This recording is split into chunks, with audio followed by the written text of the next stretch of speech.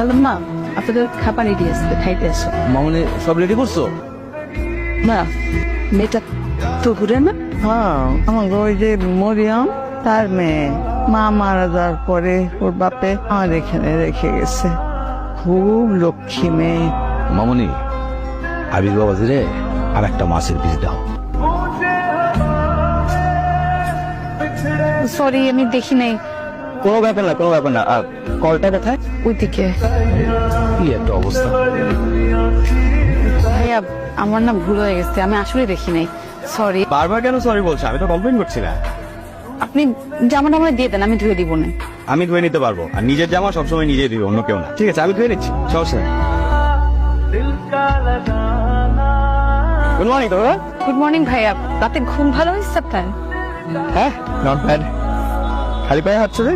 শিশির উপর